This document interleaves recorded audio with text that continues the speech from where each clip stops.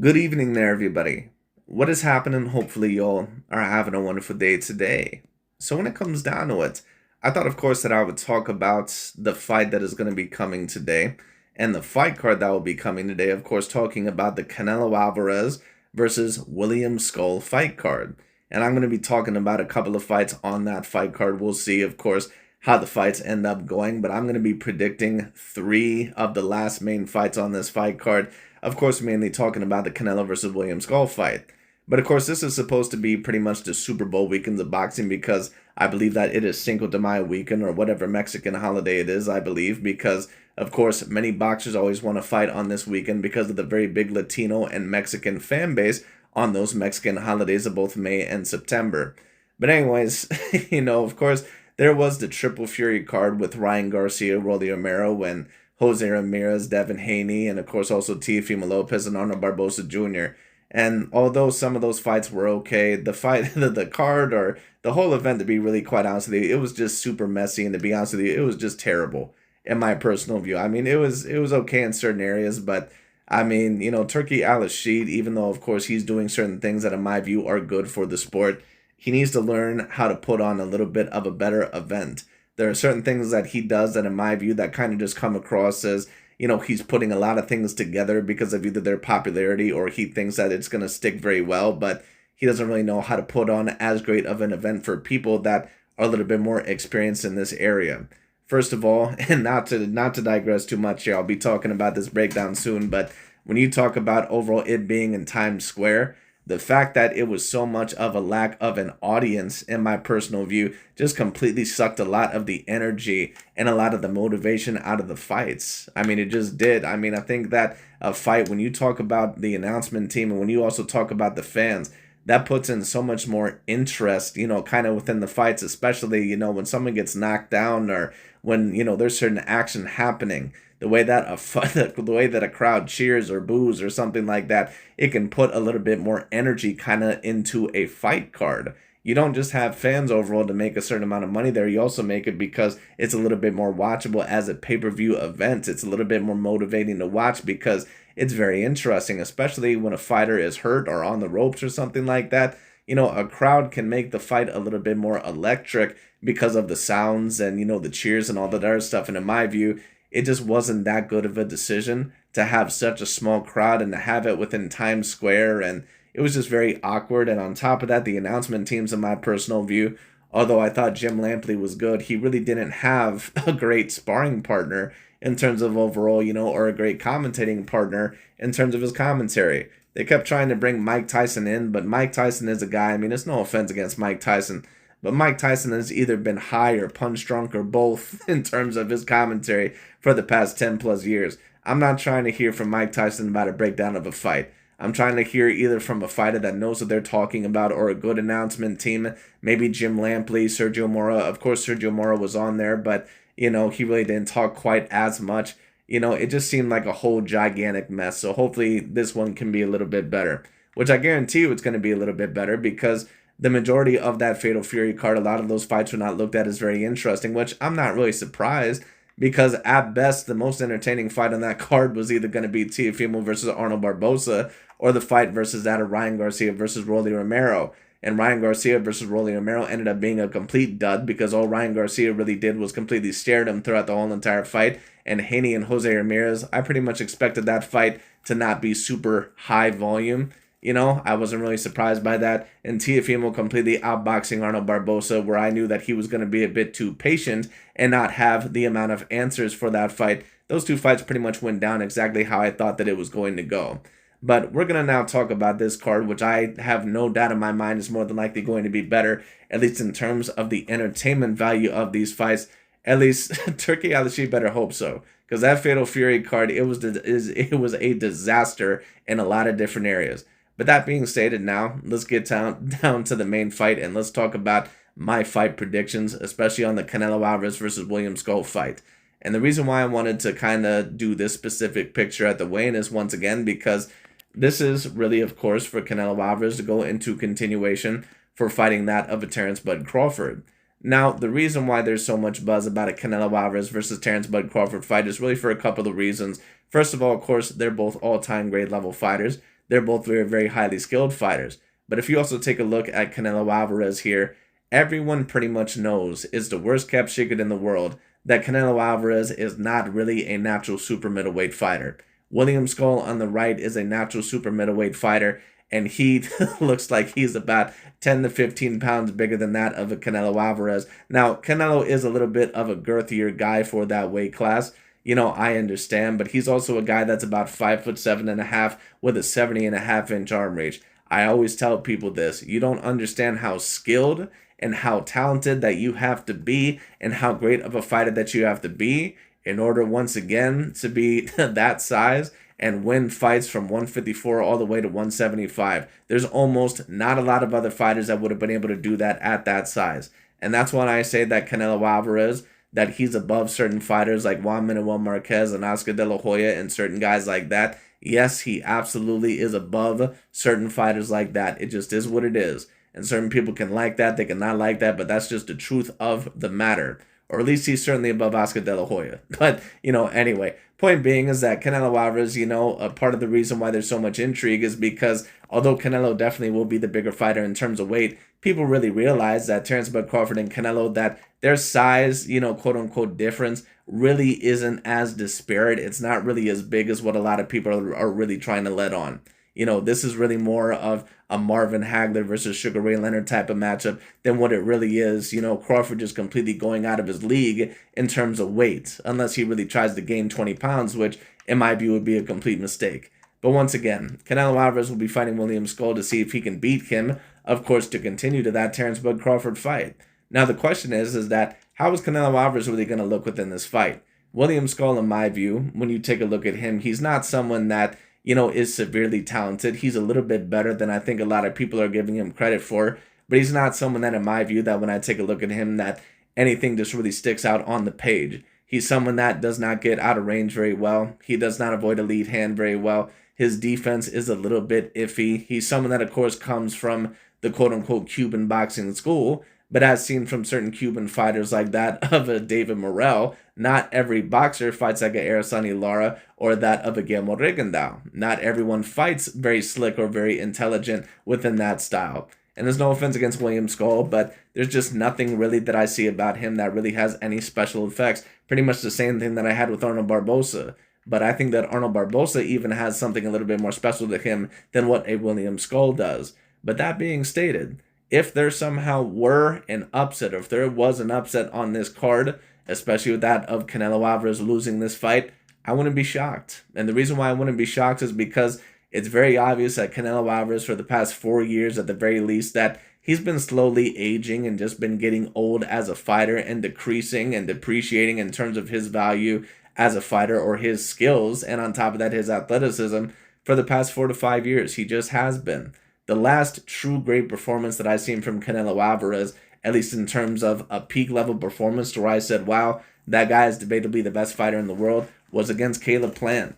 Every fight after that, I thought that Canelo Alvarez kind of looked old. I thought that he looked vulnerable against Golovkin in the third fight, and to be honest with you, that was still a Golovkin that probably was an A- level fighter, but someone that definitely was nowhere near the same as what he once was. I thought that he definitely looked vulnerable against Dimitri Bivol, partially because Bivol was just so skilled, and also Canelo really didn't belong in that weight class, but also because Canelo Alvarez, to be quite honest with you, he looked a little bit aged in that fight. And he definitely looked aged in my personal view against Jaime Munguia and that of Edgar Berlanga. He looked super slow against Edgar Berlanga. And I said in the Jaime Munguia fight that in my view that Canelo Alvarez, that he looked 40 years old. A lot of people disagreed with me. They said that he thought that he looked great. Well, I mean, he looked good, but Canelo Alvarez, who usually is a very superb defensive fighter, he's someone that has been an excellent defensive fighter in his more peak years. He's starting to get hit more. He's starting to get a little bit slower. He's not as quick to the punch, and you can tell that, the wear and tear is starting to get to him, which is natural. And certain people may say, well, Canelo Alvarez is only 35 years old. How come you're acting like, he's 40 years old? Well, because for all intents and purposes, Canelo Alvarez really has the body of a 40-year-old in terms of boxing.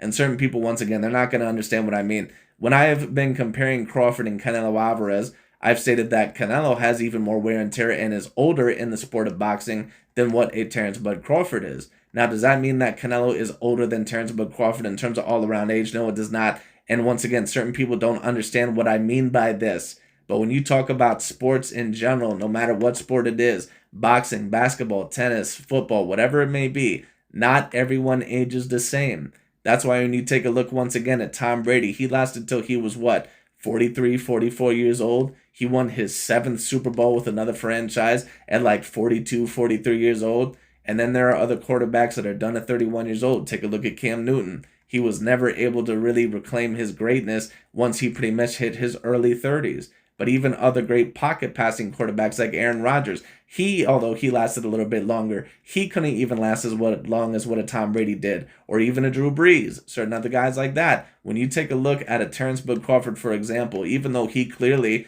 is starting to become a little bit more compromised and depreciated as a fighter as well, he has a little bit less wear and tear on him because Canelo's been doing this now for 20 professional years. And you're talking about most fighters in boxing, they don't box for 20 professional years.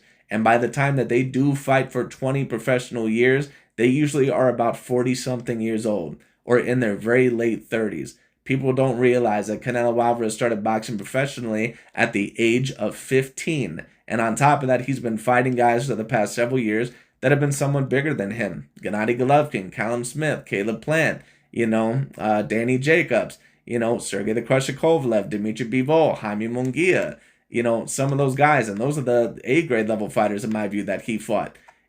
So people don't realize that Canelo has a different type of wear and tear on him, than what other boxers would have. But that being stated, I do think that still seeing in Canelo's most recent fights, I do think that he still has enough more than likely to beat William Scull.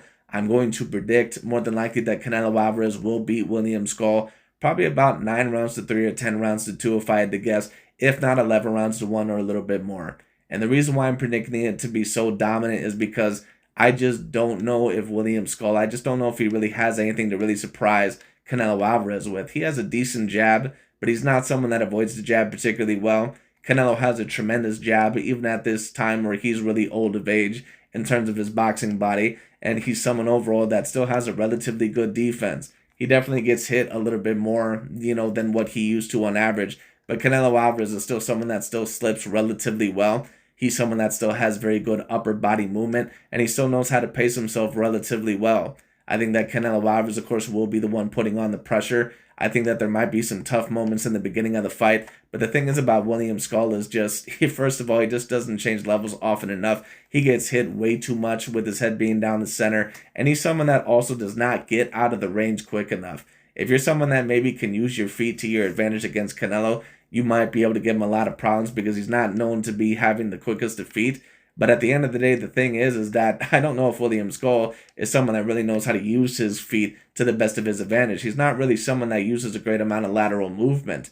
He will use lateral movement, but oftentimes what he really likes to do is that he kind of likes to stand on the outside range, wait for you maybe to overextend and kind of get you with that right hand.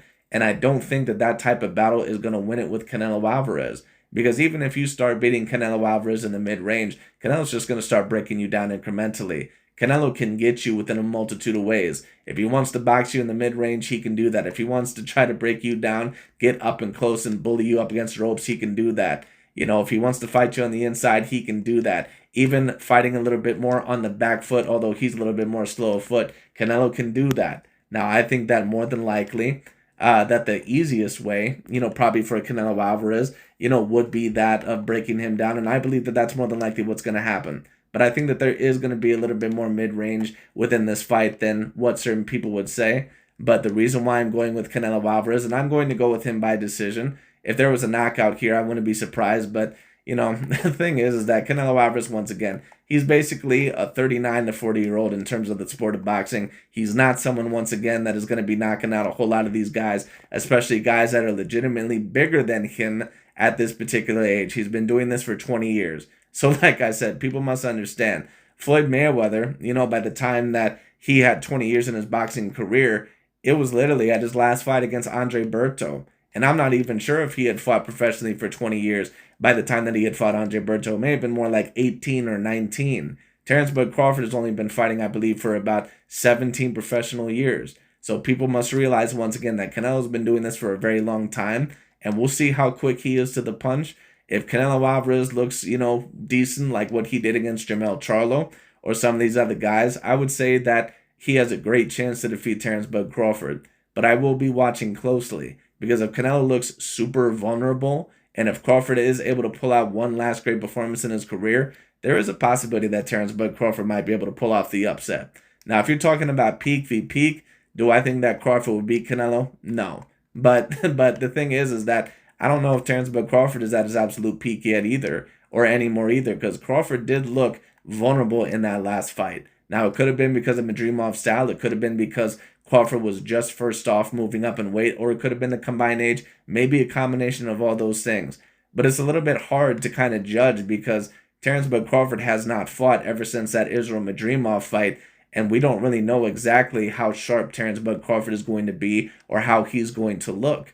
And especially if he gains a whole lot of weight, I guarantee you that that's probably going to affect him in a negative way. However, it's also important to see how sharp Canelo Alvarez is going to be because, once again, he is aging as a fighter. So we'll see what ends up happening. We'll see. And maybe the rejuvenation for a Crawford, maybe it could do him good. Maybe it could do him bad. We'll have to see on that. I would assume more than likely that it would do him a little bit more bad, but you never personally know. But we'll see how Canelo Alvarez looks. As for a couple of the other fights, Martin McCauley versus that of a F.A. Agjagba, and also that, I believe, of the rematch between Jaime Munguia and that of a Bruno Sarase, I believe is his name, or whatever his name is.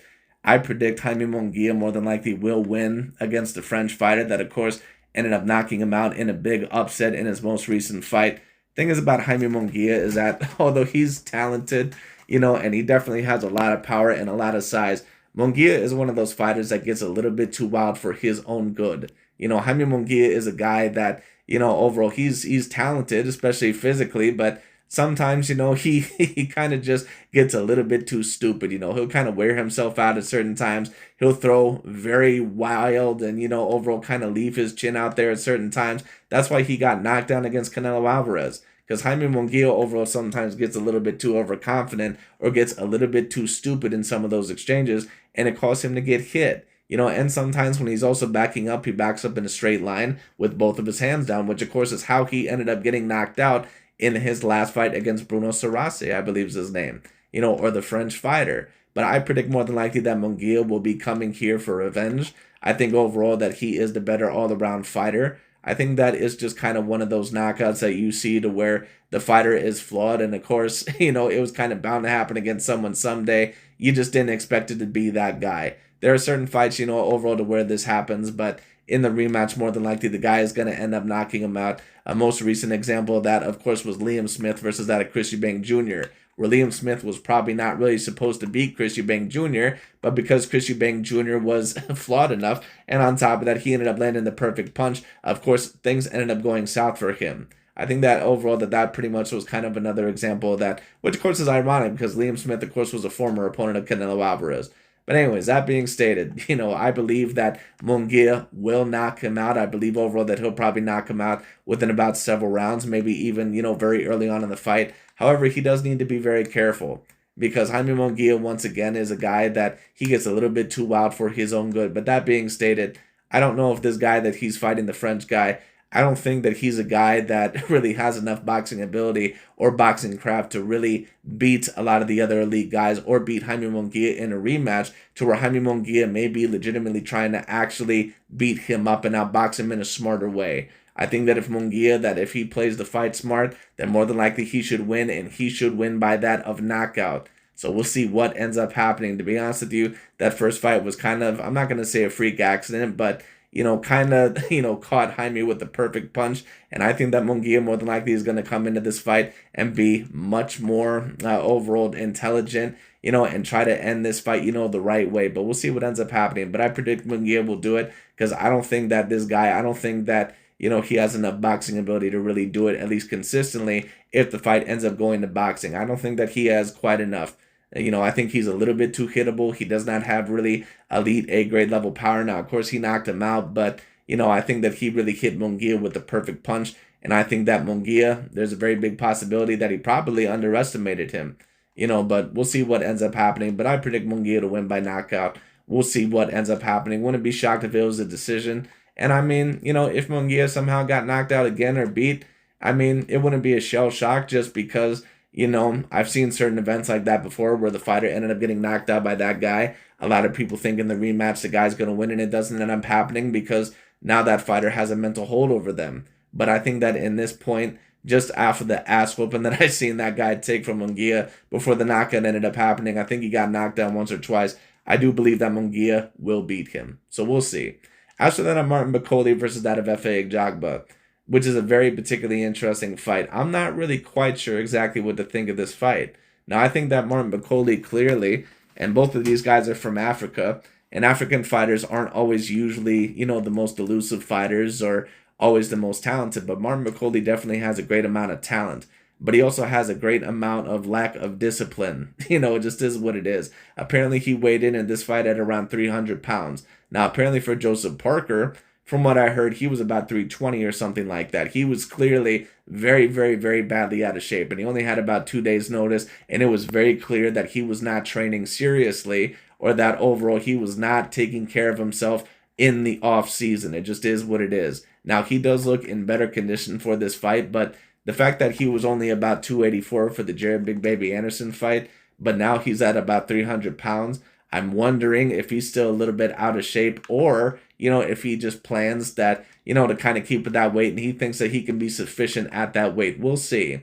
That being stated, I am going to predict Martin Bakole, assuming that he's had enough time and assuming that he's in better condition and that knockout against Joseph Parker, I think that there's a possibility that more than likely it didn't affect him that badly because I think even Martin Bakole realizes that he was not at 100%. And sometimes getting knocked out in that fashion where you just get knocked out with one punch and you're not able to continue is better than taking a complete ass whooping for a whole several rounds or 12 rounds. So I think actually in the way that he got stopped probably was the best way for him to get stopped, unless, of course, it makes him lose complete confidence within himself. And he, of course, is very gun-shy within the fight, which is very possible. Because Efe Ajagba is a couple inches taller than him. He's also someone that's very powerful. But Efe Ajagba, the reason why I'm going with that of a Martin Bakole is because Martin Bakole, in my view, at his best, is an all-around more talented fighter. They both have similar levels of power, but in terms of elusiveness, head movement, I think that Martin Bakole clearly is the more talented boxer. But we're going to see if Martin Bakole can go a full whole rounds, with that of Efe Ajagba, and if his punch resistance is still there. Because his punch resistance looked very good against Jared Big Baby Anderson and some other fighters, but of course it was completely non-existent against Joseph Parker. But that shows you how important conditioning is. Because if you're not well conditioned or not in shape for a particular fight, you actually may be able to take less punishment for your particular fight. Because that does play a big factor in terms of being able to take certain punishment. But he does look in better shape to me, although it's very clear that Martin Bakole is always going to be one of those guys that clearly does not take care of himself, in the shape that he really needs to be in. And listen, there are certain guys like that in every single sport. There are certain guys like that to where you can look at them and say, this dude is a fat bastard, when he's not training. This dude overall very clearly has a lack of discipline. He has a huge discipline problem. This happens a lot of the time in basketball as well. Like Charles Barkley was one of those guys. Shaquille O'Neal was one of those guys. To where you can tell overall that those guys that, overall they always had weight issues. And now they still have weight issues because overall, once again, they have a very huge lack of discipline. And Michael Jordan told Scottie Pippen that with Charles Barkley. When Scottie Pippen, went to go try to play with Charles Barkley, he said, don't try to play with him because he's a loser. He doesn't know how to win. He's very non-disciplined. So once again, there are certain people that are just like that. Andrew Ruiz, of course, we've seen in boxing. Martin Bakole, Buster Douglas, of course, at one point in time. There are certain people that are just like that. Martin Bakole is of that same ilk. He's very, very talented. But once again, we're going to have to see overall, where this goes. Jarrell Big Baby Miller, of course, another one. Another fat bastard that's almost tipping the 400-pound point scale. Just ridiculous. But anyways, we'll see overall what ends up happening within this fight. But I believe that Martin Bakole, I think that he has the better jab. I think that he has the better offense and the better variety. I think that he has the better head movement. But what I will state is this. Martin Bakole is not someone that is a defensive master. His hands are down a lot of the times within the fight. And at times, he does kind of rely on his top-tier chin, to kind of take a hit. which I think is a part of the reason why he got knocked out against Parker, because he didn't think that he was going to get hit by a shot that really was going to hurt him that bad in the first part of the fight, and it did. So we'll see, because Efe Ajagba, one thing I'll say about him, he's not someone that is a flawless fighter. He's very stiff. He's not someone that has the greatest amount of head movement. He can be outboxed. He can be flustered. But the thing is that, Martin Bakole, is it possible that he gets hit with a good shot and knocked down a couple of times or knocked out within this fight? It's very possible, because it's not like Martin Bakole is completely unhittable. So we'll see what ends up happening. But I have no doubt in my mind that this fight card is going to be way more entertaining than that of the Ryan Garcia one. We'll have to see. But my predictions, Canelo Alvarez by unanimous decision. I have Munguia by that of knockout or stoppage. And I also have Martin Bakole by that, I'm going to say, for decision. Because I don't think that Martin Bakole, I'm not going to go as far to say that he gets the knockout completely, especially after that knockout. I think that he's going to play it a little bit more safe than what he usually does, but still be just good enough to win the fight. And Efe Ajagba also is bigger. He's a tough guy to knock out, even if you put a lot of punishment on him.